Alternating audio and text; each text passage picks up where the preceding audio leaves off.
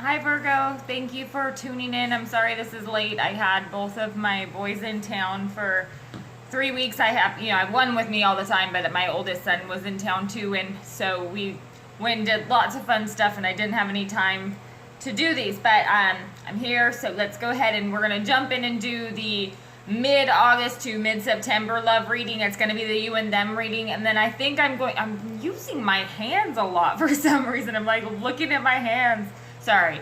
I think I'm going to be opening up a few personal readings this week as well, so that information will be in the description box below, as well as the extended reading. We're going to go ahead, I've already shuffled up the deck, and go ahead and jump into the you and them love spread for mid-August to mid-September 2018. And then in the extended, we'll go through and clarify everything and get what the blocks are. So, without further ado, let's jump into it. First card we've got here is the Chariot. What I love about the Chariot is it's a successful venture of bringing together opposing forces. You know, this is the yin and the yang. It's this dark and light. It's the shadow and the light side energy. You know what I mean? It's bringing those together successfully and harnessing that. And he has no harness. See, but he's in complete command of it. So it's like having total confidence and control over these opposing forces because they blend together perfectly and lead toward a common goal. It's that yin yang energy. I feel very, very strongly, but it's also a determination. It's that inner deeper knowledge, you know, that it's there, that it exists. So I feel like this person on this side is recognizing who their other half, not the other half, but who the other person is, who that connection is. And it's this determination, maybe not necessarily swift movement, but it's determination to get there. It's not necessarily without a struggle. That's a lot coming through on one card. Sorry. Other person here, we have the World card. So somebody on this side is like leveling up. It's that energy of a lesson that's been learned. It's the knowledge. Okay, I've got that down. I'm not doing that again. I learned the lesson. What's the next lesson? It's moving to the next stage. Somebody is leveling up, and I feel like that's what's driving this Chariot energy too. It's like these people are coming into alignment. Wow, that's crazy. Underneath the Chariot, we have the Queen of Pentacles card.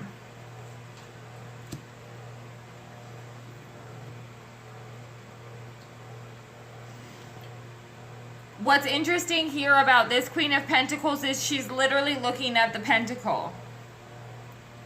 And then we have the Chariot card who's looking to, forward toward a goal, towards something. So I feel like there is this element here of,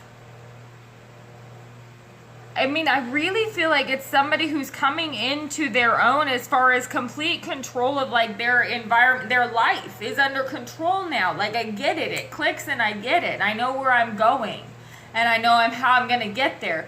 The Queen of Pentacles card also to me, it acknowledges that willingness to take care of yourself first. Because the Queen of Pentacles is somebody who can take care of herself as well. She nurtures herself as well. Underneath the World card, wow, the High Priestess. This is huge, guys. Holy crap. You know, the Queen of Pentacles obviously could be Virgo. But this is holy crap. Like, again, I get the opposing, the yin, the yang energy here. And I feel like really if this makes sense to you, then it's for you because this may not make sense to everybody. But I get this yin yang opposing energy with both of these cards. It's just a knowledge. It's just a knowledge that exists. It can't be explained. It can't be put into words necessarily. But the answers are there. It's knowledge that exists between both of you. Here, I feel like this world, this lesson that was learned, this Queen of Pentacles definitely could be you, Virgo, but somebody figured out who they are in this equation. Okay, I know who I am now in this equation. I know where I stand. I know what my power is. I know, I know who I am to you. It's kind of that. I do feel like that's what somebody is coming to this knowledge. It's giving them a little bit more feeling of control in the guidance of the situation. I feel like this Chariot with this Queen of Pentacles card here, and part of what this World card and the High Priestess is, both people are coming into a knowledge of what their position is to this other person, who they are to this other person, I feel like. And it's a sense of inner knowing, you know, it just exists. That's really powerful. Look at this underneath this Chariot, Queen of Pentacles. Then we have the Queen of Wands.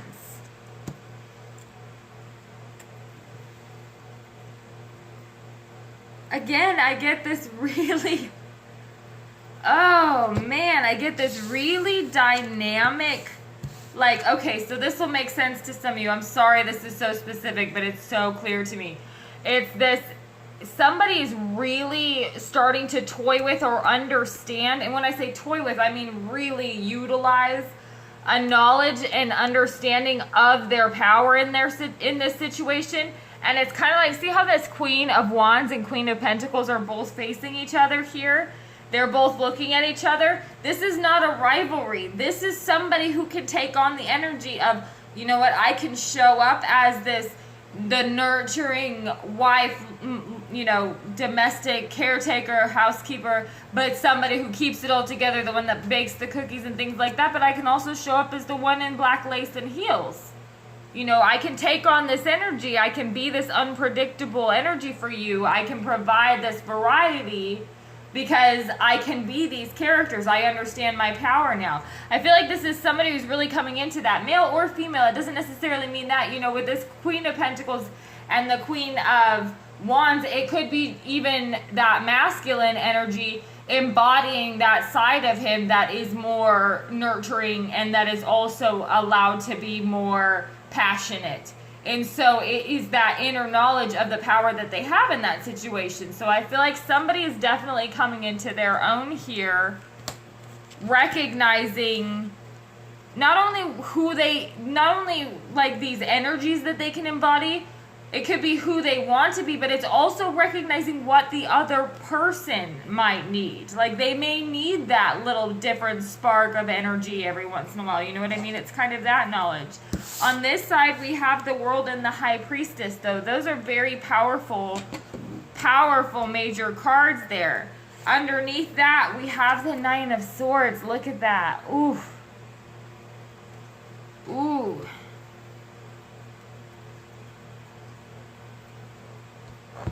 Somebody on this side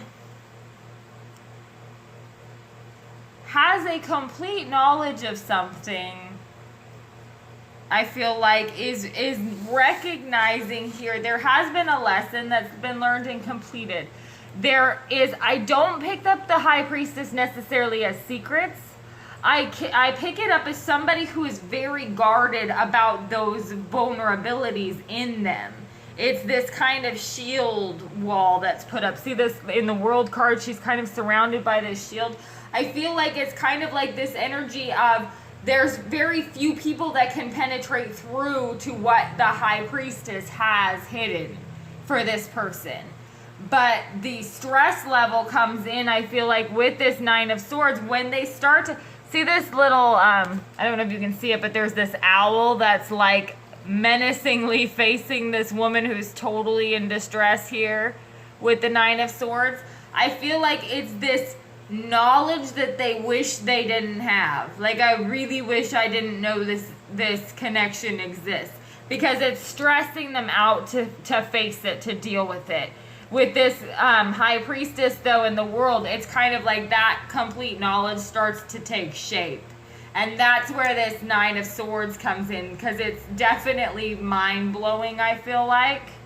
And it could be recognition that this person on this side has everything that they need, and they could have gotten themselves in a situation on this side where they don't know what they're going to do at this point. So that comes through pretty strongly for me. Let me see what the energy is here for the relationship. Spirit, please show me what this energy is for Virgo for the relationship mid-August to mid-September 2018. What's the energy of the relationship here? Please show me what the energy of the relationship is. Okay. I didn't. Six of Swords. Energy of the relationship is the Six of Swords. What's interesting about this Six of Swords here, we have the Two of Swords sitting at the very front of the boat where everybody can see them.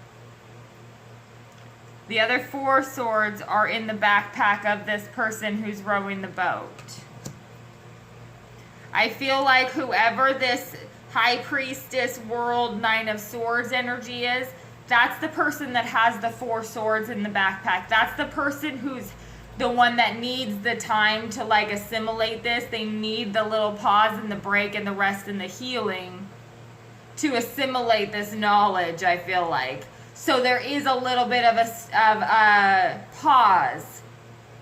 And it sucks. I hate that. But it also is necessary, I feel like. Because the Two Swords that are in front are that decision.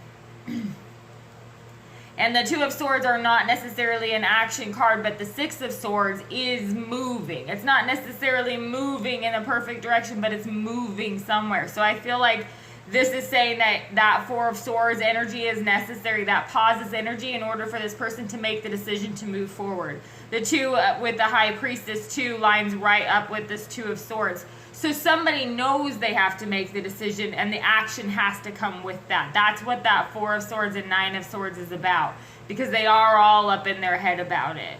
So we'll see when we go through and do the extended, and we'll clarify each of these cards, and then I'll get what the blocks are. But I hope that this resonates with y'all. Happy birthday to us Virgos, and I love y'all and speak with you soon.